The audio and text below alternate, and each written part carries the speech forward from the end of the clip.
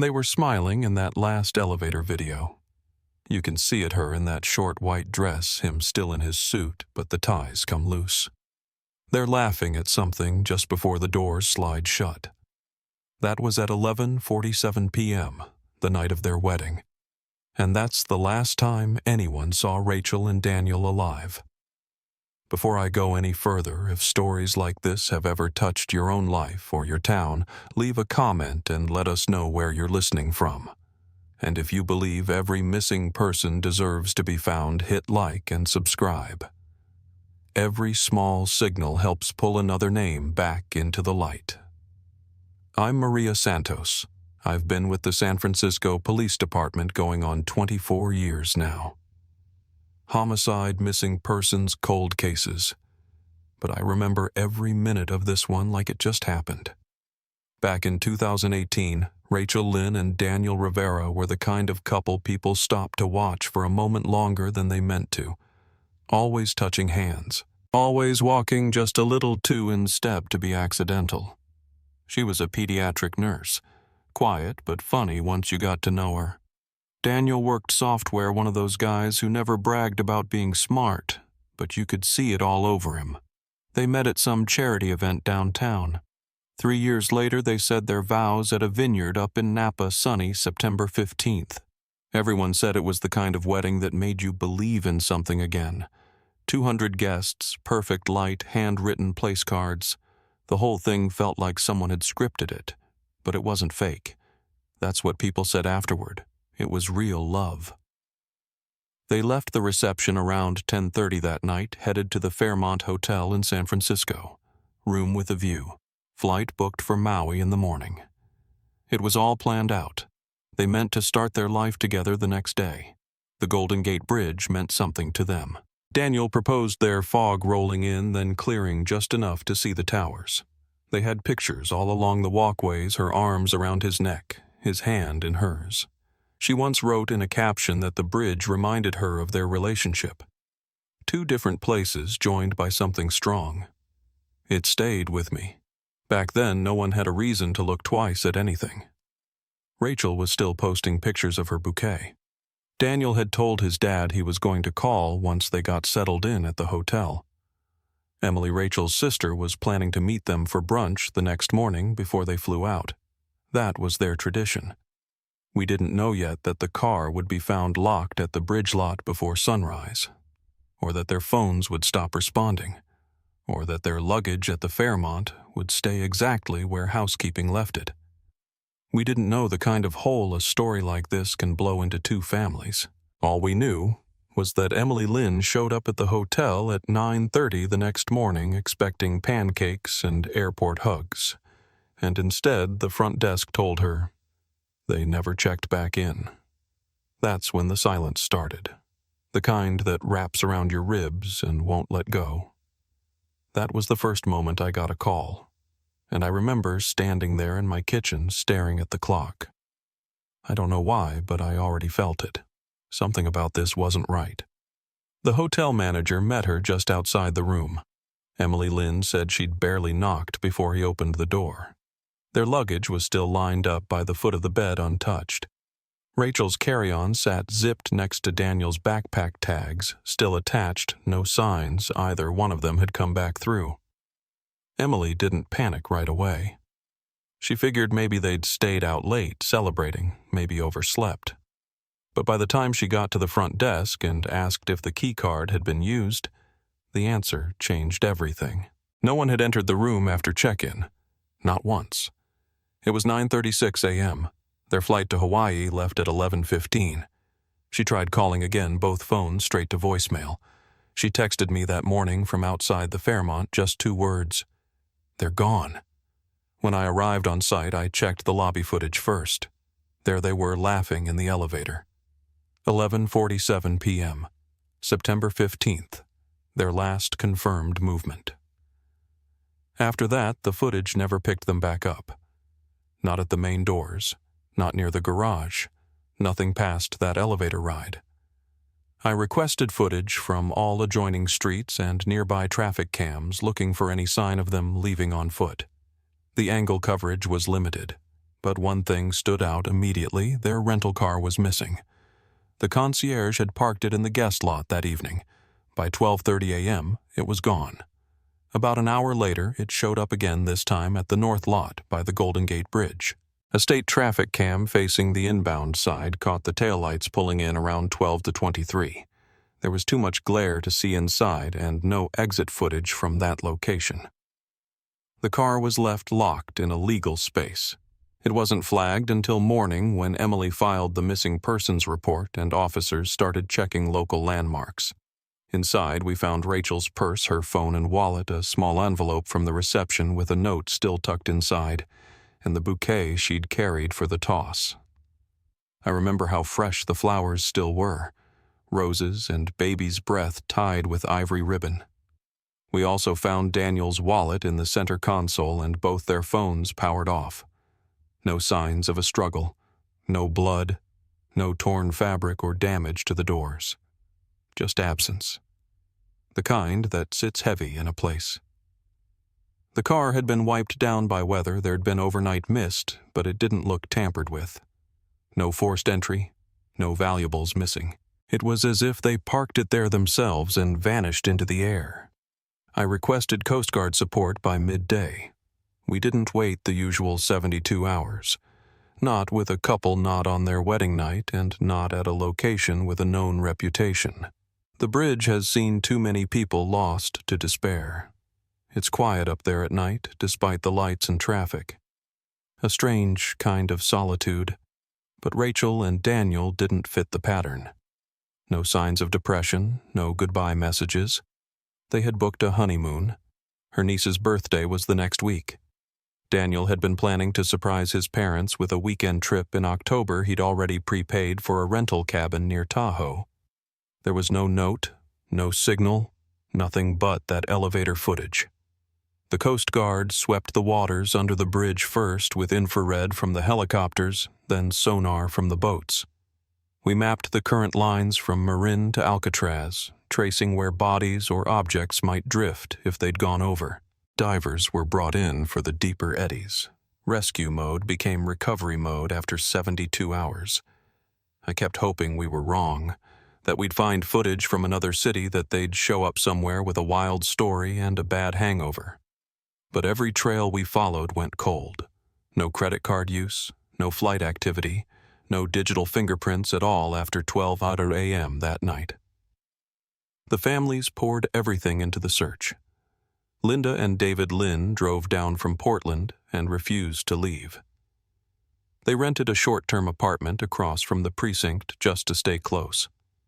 Victor and Ana Rivera started running daily press briefings, holding up pictures of the couple pleading for information.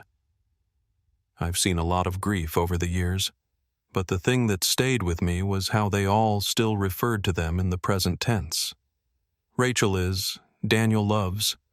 They're kind. They weren't letting the past settle in. Not yet. We coordinated hundreds of hours of search effort over the next week. Angel Island, Baker Beach, Marin Headlands. Civilian boats joined our sweep. Kayakers searched shoreline caves. There was no shortage of people willing to help, just no sign of what to look for. Eventually, the media got hold of the story. Bridge newlyweds vanish. That's what one headline called it. I hated that phrase. It made them sound like a photo caption. Not people. Not two young lives who were supposed to be boarding a plane in sandals and honeymoon clothes. I had a forensic team go back over the car. I had Rachel's phone pulled apart for any data fragment that might give us a new timestamp. It had powered off just before midnight. Same for Daniel's. GPS data was vague, pinged once near the Embarcadero, then again near Oakland, which didn't make sense with the hotel timeline. I flagged it, but the analysts chalked it up to signal drift. At the time, we didn't push harder. We were still stuck in a framework that assumed the couple had acted together. That assumption colored every part of the case in those early days. But there were two details that wouldn't sit quiet in my mind. One was the lack of personal items on the bridge itself. In almost every case I'd worked where someone had jumped, there was something left behind. A shoe, a coat, a phone resting just past the railing. Rachel and Daniel had nothing. No prints on the barrier, no marks on the concrete. The other was the emergency call boxes, installed every few hundred feet. Not one had been activated that night, not even lifted off the receiver. That told me something. Either they hadn't reached the bridge themselves, or they hadn't been in any condition to make a call. After a week, the case officially moved from missing persons to suspicious disappearance. I requested full subpoena access to all digital records and began re-interviewing anyone who had been at the wedding. Rachel's sister Emily mentioned a strange moment someone she didn't recognize talking to Daniel near the valet station after the reception. A man in a dark suit, not in any group photos, seen only from the back. We couldn't identify him from the footage. His face never showed, just the shape of his shoulders as he walked away. At the time, it felt like background, but it stayed with me, like the bouquet still fresh in the car, like the elevator door closing too quietly, like the feeling deep in my gut that we weren't looking in the right place. Not yet. For the first few weeks, I kept circling back to the car. Not just the bridge lot, but the condition of it the way it had been left. People assumed it meant suicide. Quiet, clean, no sign of violence. And because it was the Golden Gate, that theory had a gravity of its own. It didn't matter how many times I explained what was missing. No jumpers, no notes, no witness, no pattern that fit who Rachel and Daniel were. It didn't matter that their luggage was still neatly packed in their hotel room. People wanted the story to be simple. But nothing about it was. There were meetings with department brass where I had to push harder than I should have needed to. I remember one of the deputy chiefs asking me straight-faced, "Could they have just changed their minds and run off together?" As if two people with family brunch plans, scheduled flights, and phones shut off mid-use had just up and vanished for the fun of it. I tried not to take it personally, but I did. You put in enough years, you start to feel the difference between a cold trail and a bad theory. And this wasn't cold. It was quiet. Too quiet. Rachel's sister Emily didn't slow down. She was at the precinct almost daily bringing coffee, bringing flyers, handing me lists of names, guests at the wedding, vendors, neighbors, anyone she thought might have noticed something she hadn't. The families hired their own private investigator 3 weeks in. I understood. Grief gets loud when the official answers are too still. The media attention brought in a flood of tips, but most of it was noise. A woman in Reading claimed she saw them at a gas station. A caller in Monterey swore he'd picked up a couple who matched their description. None of it held. Every lead collapsed under verification. I spent a lot of time staring at the elevator footage. There was something about the way Rachel turned just before the doors closed. Not fear, not hesitation, just a glance like she'd remembered something. I watched it more times than I care to admit. It was the last proof we had that they were safe. After that, everything was shadow. We revisited the wedding guest list. I asked for seating charts, candid photos any side angle that might have caught the man Emily mentioned, dark suit, talking to Daniel outside the valet circle. He wasn't in the group shots, wasn't registered as a guest. The reception had been large, close to 200 people, but we had photos of most. There was no clear image of the man she saw, just a shape caught once in the background, partially blocked by a floral arch. I sent it to enhancement. Nothing useful came back. The deeper I went, the more I noticed how eager some people were to let the case drift. A few of my colleagues started calling it the bridge wedding, like it was an urban legend. I know they didn't mean anything by it, but language has a way of sealing fates. If you say something enough times, it stops being a question and starts sounding like fact. That's how stories get stolen from the people who lived them.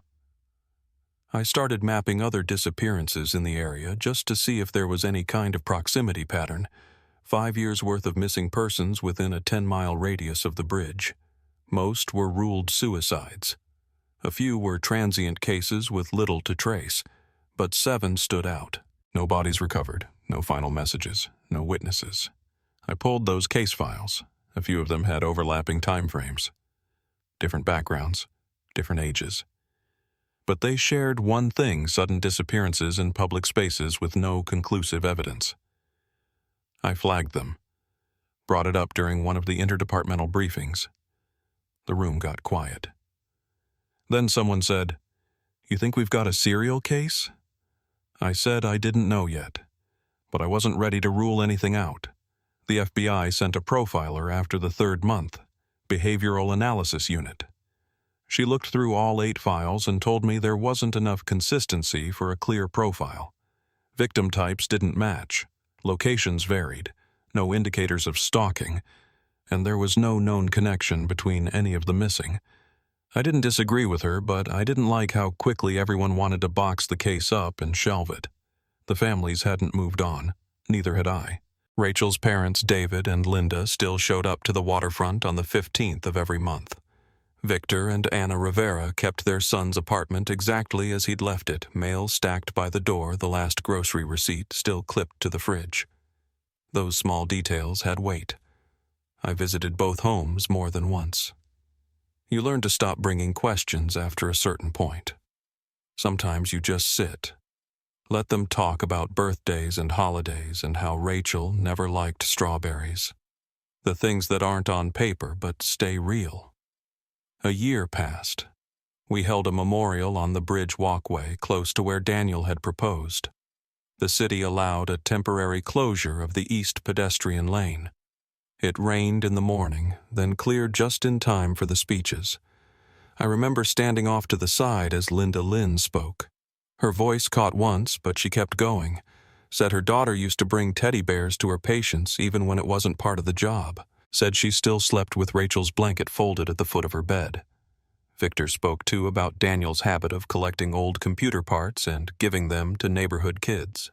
He said his son wanted to start a nonprofit someday, something to do with tech education. No one moved for a long time after the last word was said. That week brought another surge of tips. One man thought he saw them outside a bakery in Sacramento. A woman in Seattle was certain she'd met Rachel at a yoga class. I assigned someone to track each one down. Nothing held. Every time hope surfaced, it fell back under. I kept the file on my desk even after it went cold. Reviewed it every few months just to see if anything felt different in hindsight. Sometimes new tech gives you a crack. Sometimes you just need time to unlearn what you assumed. But for nearly 5 years, nothing gave. Until the Coast Guard called me one morning in March. Said a patrol officer had found something strange washed up on the northern beach near the drift line. Something half buried in the sand. Said it looked like a woman's formal shoe satin white still intact. Said it looked like it hadn't belonged to the tide.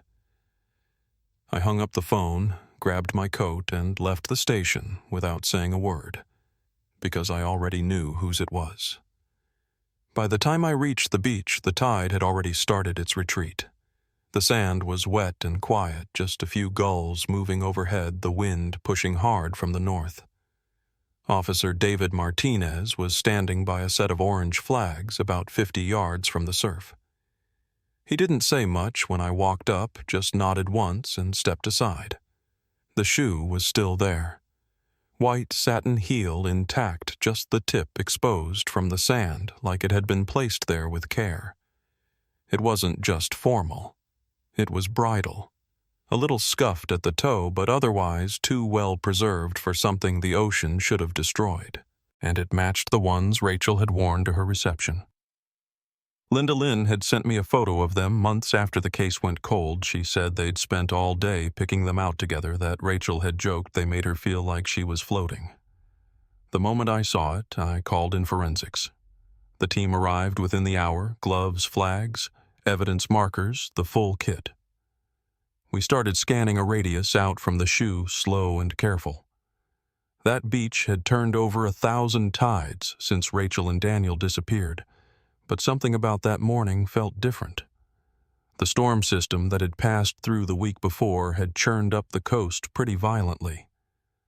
Martinez said he'd never seen that section of sand so exposed. We found more fabric about 20 feet down the slope. One dark fragment that looked like it came from a jacket lining, and another lighter, frayed at one edge, white satin again.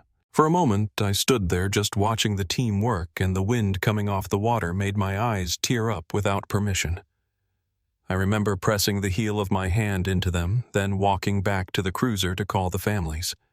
I told them the truth, that we had found something likely connected to Rachel and Daniel, that it didn't mean everything, but it meant something. David Lynn's voice cracked, and he handed the phone to Linda. She didn't say much, just whispered that she already knew. Victor Rivera asked to see the suit fabric himself. When I showed him a photo later that afternoon, he ran his finger across the screen and said he remembered helping Daniel pick it out. Said they'd argued about the fit, that Daniel liked the way it moved in the shoulders. That was when I knew for sure we were past theories. This was them, pieces of them anyway, and it changed everything. We kept the scene locked down for 6 hours. A boot fragment surfaced under the driftwood line, then a twisted piece of metal that we later matched to a zipper pull. Then Rachel's wedding ring sand-caked and wedged beneath a broken shell. Every item was logged and tagged with GPS coordinates, photographed in place and handled like it might carry the one detail we couldn't afford to miss. Back at the lab, we started getting early reads. Salt damage, sure, but also protected fibers. Satin folded over satin fabric, compressed by sand, sealed from oxygen long enough to preserve DNA. The white pieces matched Rachel's gown. The black-lined fabric carried faint traces of Daniel's cologne. One of the buttons was still attached by thread. Every detail was quiet, but not silent. They were speaking back to us slowly. I stayed at the lab longer than usual that week. Something about holding the evidence in hand made the loss heavier. You start to wonder what the objects remember. The techs ran microanalysis and trace environmental tests. What we found didn't add up. Along with the marine residue, the clothes showed signs of terrestrial contact soil that didn't match the beach particles of asphalt traces of concrete dust. And deeper in the fibers fragments of plant matter not native to that coastline. We were looking at 2 stages.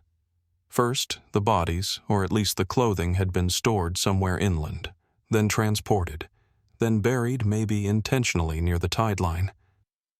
That ruled out suicide for me. Someone had placed them, and whoever it was had counted on the ocean to do the rest. I reopened the case officially and began retracing every step. We re-examined the car again, same location, same lack of struggle. But this time, we went in with fresh eyes. One tech suggested checking the weight on the vehicle from the traffic footage, the way the suspension sat when the car entered the bridge lot versus when it left. We pulled the angle from the inbound camera and ran the footage side by side with its return to Crissy Field, just over 2 miles southeast. The change was slight but visible.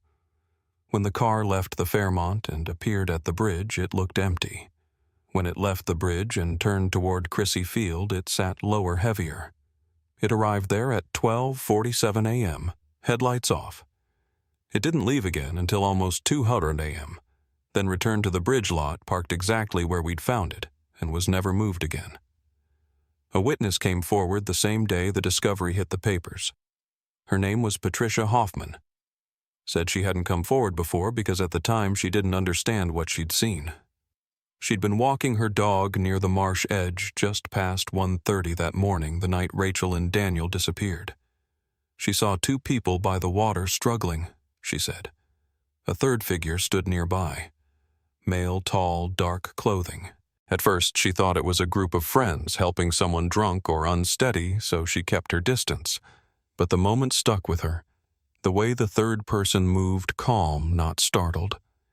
She said he returned to the car 3 times, that it was parked near the access road with its lights off, that she'd never seen a car parked there before, not at that hour, and that when it finally left, it didn't turn on its lights until it hit the main road.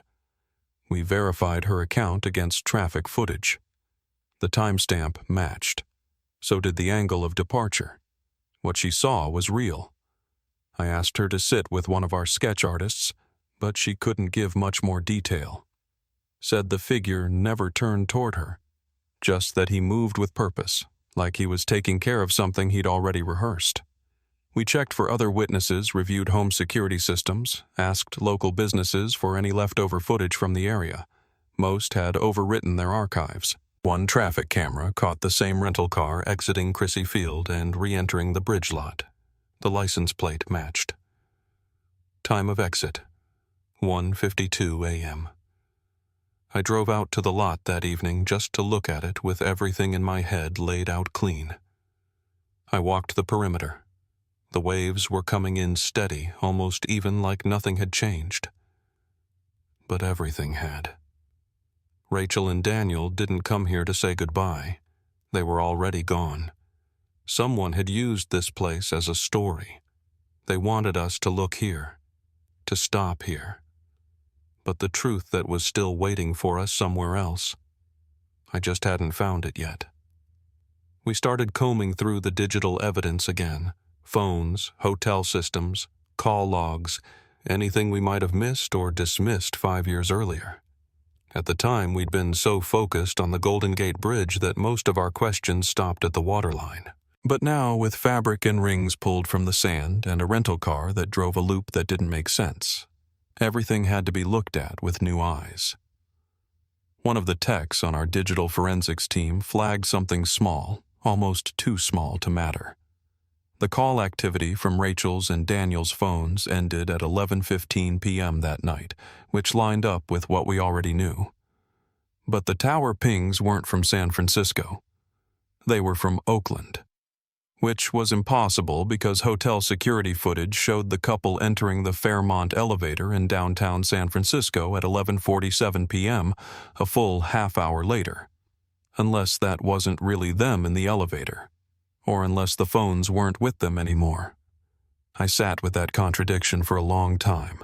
The tower data wasn't precise, but it was stable multiple pings from cell towers on the east side of the bay all before midnight. Then the signals vanished entirely, not shut off, just quiet, as if whoever had them knew to kill the devices after they served their purpose. We pulled text logs and saw the same pattern, a few unread messages trickling in after 11:15, all unopened, all ignored. One from Emily, one from Daniel's mother, one from a groomsman checking where to meet the next day for the airport run. All sent in good faith, all received by a phone likely already in someone else's hands. That changed the entire timeline. If Rachel and Daniel didn't have their phones, then the couple on the elevator might not have been them at all, or not both of them. We couldn't say for certain. The video was real.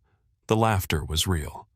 But it opened the door to another possibility that someone had access to their devices before the final recorded sighting, that the story we'd been building around the hotel and the bridge was a story someone wanted us to believe. I asked the team to look again at the Fairmont's internal systems, not just guest records, but service entrances, keycard logs, and maintenance logs. We found a service entrance accessed at 11:52 p.m., 5 minutes after the elevator footage by someone not listed as a guest. Just an access badge used by a contractor who had helped set up the wedding reception earlier that day. A man named Mark Ellis. I'd known his name. He'd been around the families for years. Sold insurance to both sets of parents, attended the rehearsal dinner, signed the guest book. He was one of those people who made himself useful in quiet, forgettable ways, always offering to help, always there just enough to be familiar, never enough to be noticed. We pulled his records.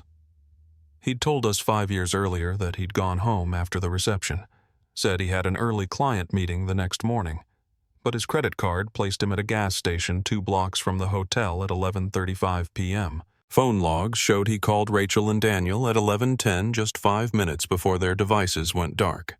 At the time, that had seemed like nothing. A congratulations call. Now it felt like something else. A check-in, a signal, maybe even a lure. We kept pushing. We got access to his client records and financials. Mark Ellis was not in good shape. He'd been hiding debt, gambling losses, a suspension from the state insurance commission that had been under review at the time of the wedding. but he still had access to people's policies, including Rachel's and Daniel's. That was what finally made something click for me. Their life insurance payouts were high, $500,000 each. Not unusual for a young couple with good incomes, especially before a trip. But both policies had been modified just weeks before the wedding. Rachel had added Daniel as primary beneficiary. Daniel had switched his retirement account from his parents to Rachel. Normal moves if no one else had known. But Mark Ellis had written both of those policies. He had access to every change, every clause, every payout condition, including the double indemnity clause. I sat across from our financial crimes liaison that afternoon and asked what it would take for someone like Mark to benefit from those policies. He said it would be hard unless there was a forgery, or unless the money passed through a trust or third party before landing somewhere less traceable. But it wasn't impossible. And if someone was desperate enough with just enough knowledge, they could try to stage a death to look like an accident or a suicide because accidental deaths paid double.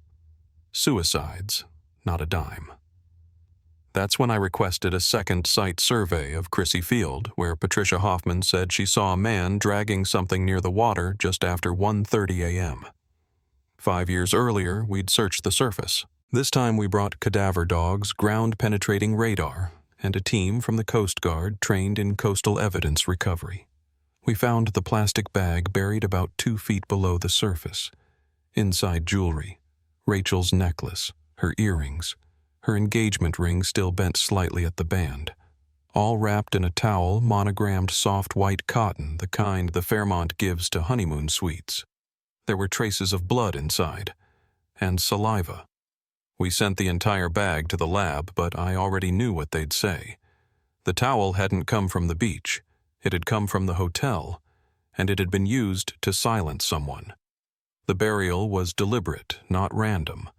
The bag had been placed under a dense patch of dune grass, likely at night, in a place someone knew wouldn't wash out with the tide. This wasn't an accident. It wasn't a panic dump. It was a method, a plan. But even plans can go sideways, especially when storms shift the shoreline. When I got back to the precinct, I reopened every call log tied to Mark Ellis for the week leading up to the wedding. He'd called both Rachel and Daniel multiple times. He'd also called his bank, his bookie, and a warehouse address tied to a relative out in the Oakland Port District. That was the next place we would look. But at that point, I knew what we were dealing with. Not a disappearance, not a suicide, not a misstep on the bridge. This was a double homicide, and someone had tried very hard to make sure we would never call it that. The warehouse sat just past the freight corridor outside the Oakland docks, tucked behind a rusted chain-link gate that hadn't seen fresh paint in years. On paper, it belonged to a logistics company still listed under the name of Mark Ellis's uncle, a man who'd died in 2011. Nothing had moved through that loading bay in nearly a decade. We got the search warrant signed on a Thursday morning. By noon, we were standing in front of the side entrance with bolt cutters and 2 crime scene vans idling at the curb. The door didn't put up a fight. Inside, it was exactly what you'd expect from an unused shipping space, concrete floors, corrugated walls, the echo of your own breath coming back to you.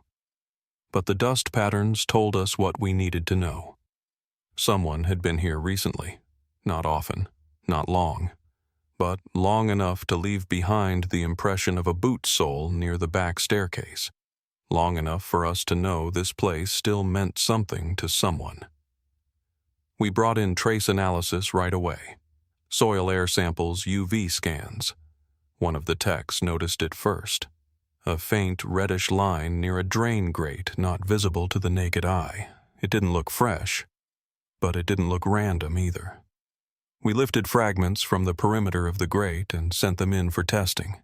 A few yards over, beneath a stack of broken-down crates, we found what looked like a packing blanket still folded in on itself. It was soaked through with something sticky that had long since dried, and when we opened it, you could still smell what had once soaked it, metallic sharp. The kind of smell you don't forget. Everything about the layout of that warehouse pointed to privacy. Thick walls, a reinforced back room with no windows, And from the access logs we pulled later from the electric meter, someone had drawn power there exactly twice in the year leading up to Rachel and Daniel's disappearance, once 2 weeks before their wedding, and again on the night they vanished. The lab confirmed what we suspected. The samples from the grate and the blanket both came back positive for human blood. DNA matched Rachel. Partial profiles suggested Daniel. That changed the scope of the investigation again. We weren't just working with speculation anymore. We had a location, a crime scene, crime. We knew now that this is where it happened. This is where they died. The autopsy reports would never come, but the timeline filled itself in. Rachel and Daniel were lured from the hotel, or at least one of them was, and they ended up here together alone with someone they trusted, someone who knew how to turn a shipping bay into a dead space, someone who knew which direction the tide pulled when the wind shifted north. I started putting surveillance on Mark Ellis around the clock. We didn't approach him, not yet. I needed to see what he did when the quiet around him started to move. We tapped into his movements, digital and physical. What we saw wasn't dramatic, but it wasn't nothing either. He went for long drives with no clear destination. He returned more than once to the Oakland warehouse, just sat in his car in the lot with the engine running. No one else ever got in or out.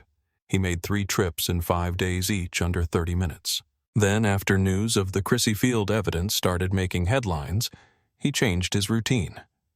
Closed out a safety deposit box in the Mission District. Accessed a storage unit registered under a different name. Surveillance footage caught him removing 3 boxes and burning them that same night in a rural area northeast of the city. We recovered what we could from the ashes. Most of it was unrecognizable metal fragments, some partially melted plastic charred paper, but one corner of one sheet survived, enough to make out the letterhead from the insurance provider that held Rachel's policy. I brought the full file to the district attorney that afternoon. We had motive. We had access. We had financial incentive, a connection to the crime scene, and now an attempt to destroy records. But I still needed one more thing. I wanted to hear him lie to my face. So we called him in. Said it was a follow-up on the insurance files, a few routine questions. He agreed to come in. Walked through the door with a sports coat and a forced smile like it was just another Thursday. He didn't lawyer up. Not at first. Said he wanted to help. That he still thought about Rachel and Daniel all the time.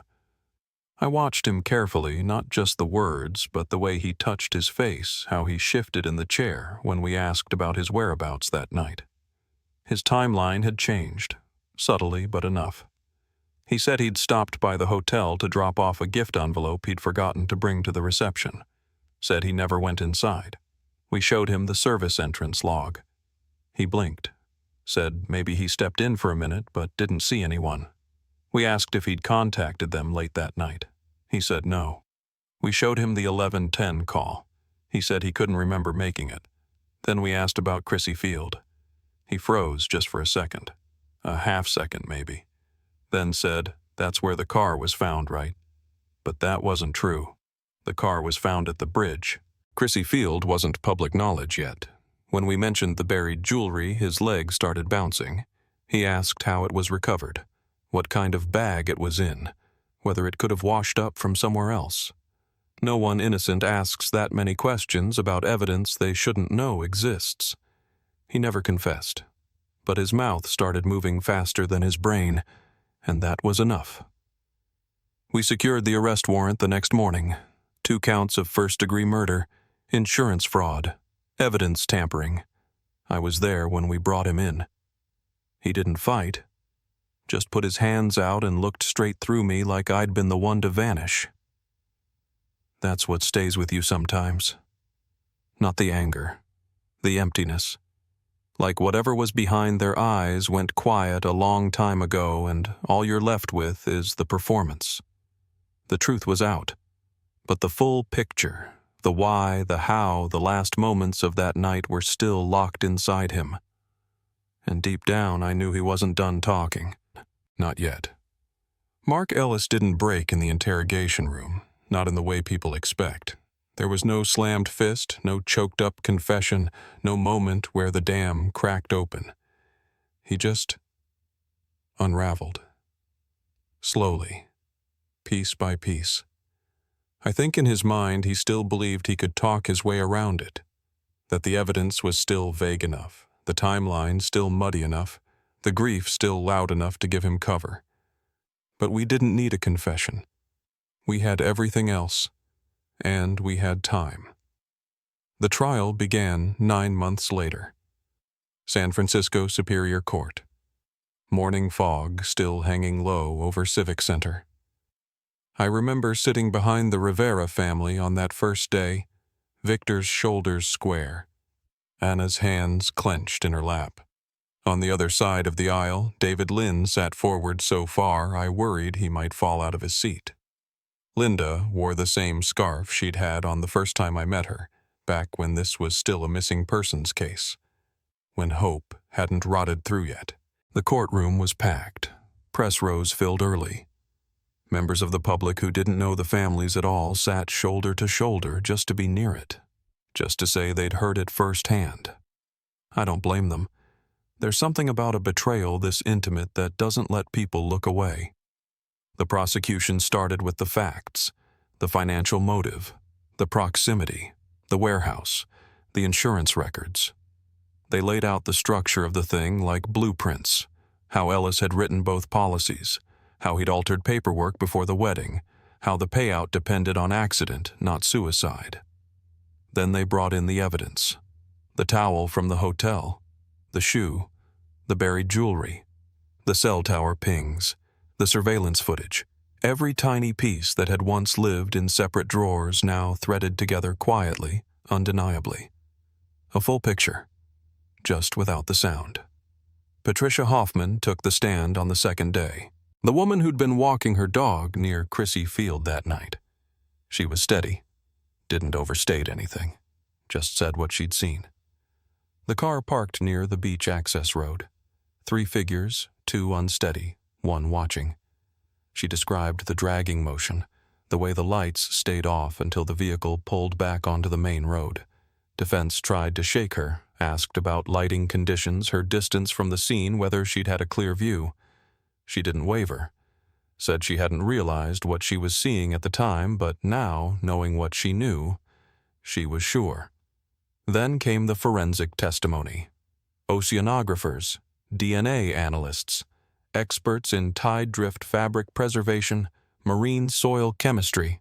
It was technical but thorough. They explained how the winter storm had dislodged the evidence after 5 years, how the satin held Rachel's DNA even after submersion, how sand compression preserved the fragments beneath the surface. One analyst testified that the particles embedded in the gown's fibers matched industrial soil from a very specific quadrant of the Oakland port within a half-mile of the warehouse we'd searched. It wasn't dramatic, but it was enough. The defense tried to introduce doubt, said the evidence had degraded, that timelines could be misread, that someone else could have had access to the policies, that Ellis wasn't the only person who'd been at the wedding or who knew about the insurance. At one point, they floated the idea that Rachel and Daniel had staged their own disappearance, that they'd trusted the wrong person, that someone else had intercepted them, but they had no name, no theory that held weight. And when pressed even, they didn't seem to believe it. Then, against his attorney's advice, Mark Ellis asked to take the stand. There was no requirement for it, nothing in the structure of the case that called for it. But he wanted the jury to hear from him directly. Said he had nothing to hide. The judge allowed it. He started quiet. Said he'd known the families for years, that he'd sold them insurance out of genuine care, that he'd attended the wedding out of love and support. Said he'd stopped by the hotel that night to drop off a gift envelope he'd forgotten at the reception, that he called Daniel just to say congratulations, that the warehouse had nothing to do with anything, just a space he used to visit when he needed quiet. Said the blood, the fibers, the jewelry, the towel, it was all either coincidence or contamination. But under cross-examination his timing slipped. He couldn't explain why his credit card showed a gas station stop 2 blocks from the Fairmont at 11:35 p.m. if he'd supposedly gone straight home. He couldn't explain why he accessed a storage unit under a false name the same week we found evidence at Crissy Field. Couldn't explain why his phone pinged near the Oakland warehouse at 12:02 a.m. and again at Crissy Field at 1:41 a.m. Couldn't explain why, when asked casually about water currents during his initial interview, he already knew which direction the tide would carry a body from that beach. And then the prosecutor asked him one final question. If you did nothing wrong, why burn the contents of your storage unit? Ellis didn't answer right away. He looked down, adjusted his tie, then said, "Because I panicked." Just like that. One sentence. He didn't mean to say it. That much was clear. But it was out. And you could feel the room shift. The jury deliberated for 3 days. On the afternoon of the 3rd, they came back. Guilty. On all counts. First-degree murder, insurance fraud, evidence tampering. The verdict was read aloud while the families held their breath. When it was done, Victor reached for Anna's hand. David closed his eyes. Linda cried without making a sound. Ellis didn't react. Just stood there, expressionless like he'd already left the room. But the story didn't end with the conviction. Not completely. 2 weeks later, through his attorney, Ellis contacted the DA's office. Said he wanted to talk. Said there were other names, other policies, other disappearances, that he could provide information if certain conditions were met. A transfer, reduced security, a different facility. We didn't answer right away, but eventually we listened. And what we heard next would take everything we thought we knew and darken it even further. We arranged the meeting inside the warden's office at Mule Creek. Neutral ground. No glass wall, no intercom. Just a table, a recorder, 2 chairs, and 1 observer. Ellis came in wearing a standard-issue blue jumpsuit and the same watch he'd had on during the trial, though it didn't work anymore. He sat down slowly, looking older than the last time I'd seen him. Quieter, too. Like whatever held him together before the verdict had come apart in the silence of the cell. He didn't bother with pleasantries, just folded his hands and said, "You're here because I've decided to talk, but only once." He started with the policy applications. Said that over the span of about 7 years, between 2008 and 2015, he'd written at least 25 joint policies for couples in Northern and Central California. Most of them young, recently married. Most of them underinsured beforehand. The payouts were structured carefully. Accidental death clauses, double indemnity riders, no suicide exclusions after 2 years. All of it technically legal. All of it on paper normal. When I asked what made some of those policies different, why only certain names had come up in connection with suspicious deaths or disappearances, he paused. Said not every couple was targeted. Some were just kept warm. That's the term he used. Kept warm. Policies written just in case the circumstances made sense later. That was the first moment I understood the full weight of what we were dealing with. This hadn't been about Rachel and Daniel, not just them. It had never been personal. It was structural, calculated, like inventory. He didn't name an accomplice, but he referred to a second party more than once, always in vague terms. Said there was someone capable of doing things I couldn't. Someone who knew how to handle loose ends. When I pressed, he deflected, said he wasn't going to name names unless the deal changed. Said he'd already been convicted. There was no incentive to give everything up now. That's when we understood what this was. Not a confession. Not really. This was leverage. Bargaining chips from a man who'd already lost the game. Still, we let him talk. He gave us 3 case files. Names, dates, policy numbers. One involved a boating accident off the coast of Monterey in 2012. A young couple drowned during what was reported as a sudden squall, only 1 body recovered. The surviving spouse collected the payout and moved to Nevada. Another was a single-car crash on a winding road outside Redding. Driver walked away with minor injuries. Passenger died at the scene. open bottle in the car, but no DUI filed. The third was harder to process. A pair of backpackers in the Sierras disappeared during a late-season snowstorm. Search and rescue was minimal due to weather. No remains ever found. The policy paid out to a cousin who'd been added as secondary beneficiary 2 months earlier. That cousin, it turned out, was tied to a shell company Ellis had quietly registered in 2013. I asked him directly, "Did you plan the deaths yourself or just write the policies?" He looked at me for a long time, then said, "Sometimes the wind pushes the tree. Sometimes the roots just give out. Either way, it falls." That was the last meaningful thing he said. After that, the language turned vague again. He gave us half names, half answers, said some files were destroyed, others never written down. He talked like someone still trying to control the narrative even as the tide had already carried it off. When the warden ended the session, Ellis stood without protest. As he was being led out, he turned back once and said, "You're not done. You just think you are." We spent the next 6 months following the leads he gave, quietly. We didn't go public. The DA's office assigned a separate task force. I worked as liaison trying to connect old files that had never been flagged search and rescue reports, accidental death investigations, missing persons with sudden insurance payouts. Some of it went nowhere, but some held.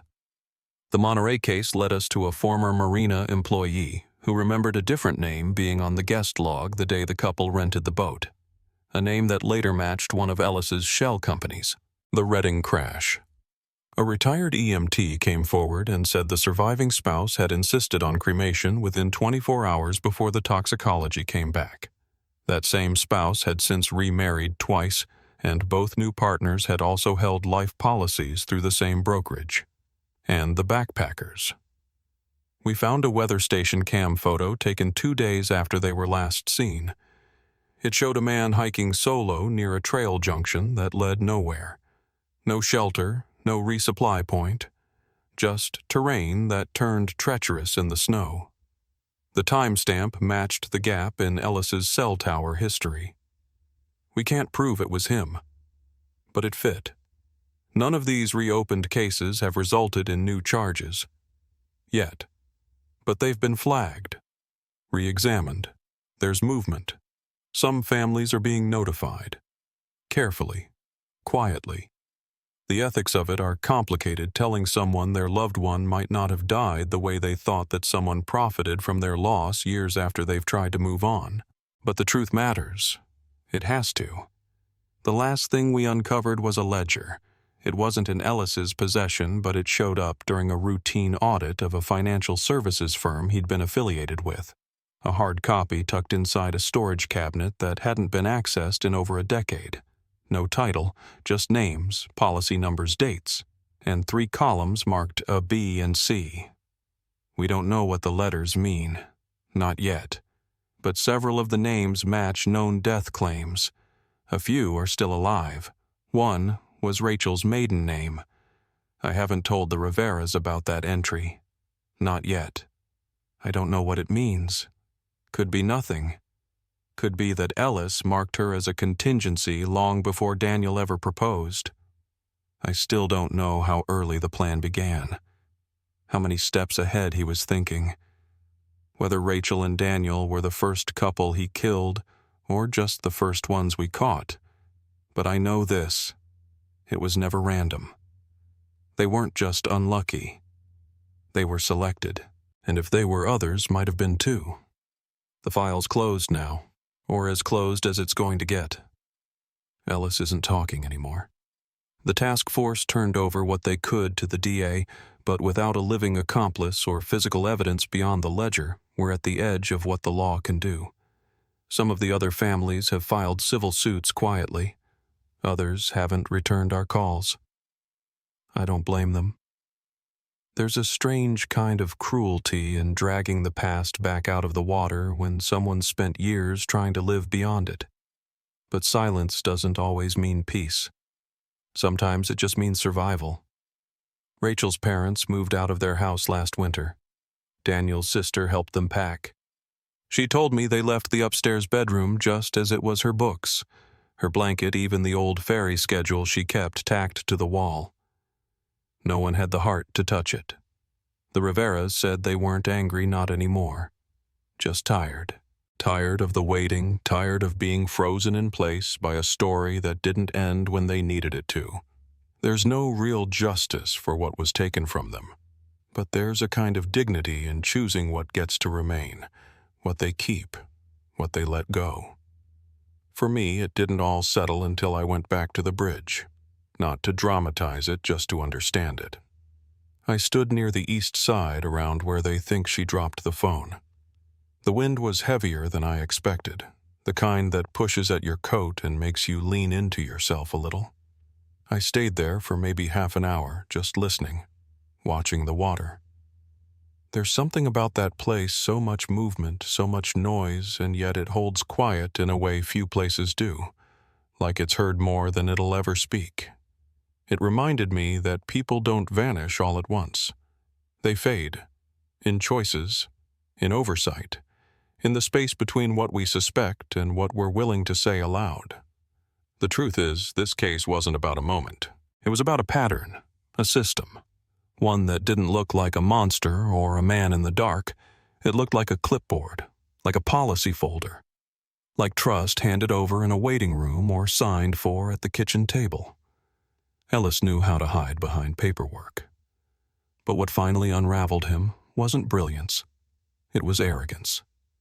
He assumed no one would connect the names, that no one would keep looking after the payout cleared and the flowers stopped coming.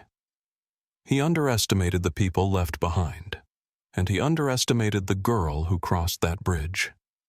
Rachel was never supposed to be remembered. Not like this. She was supposed to be a line item, a closed file. But she had a sister who didn't stop asking questions. She had parents who kept her photo up even when the world moved on, and somehow she found her way back into the light. Her story got told. That matters. If this story stayed with you, if it made you think of someone you've lost or someone you're still holding on to, consider sharing it, because names only disappear when no one speaks them, and sometimes all it takes is a single voice to keep someone remembered,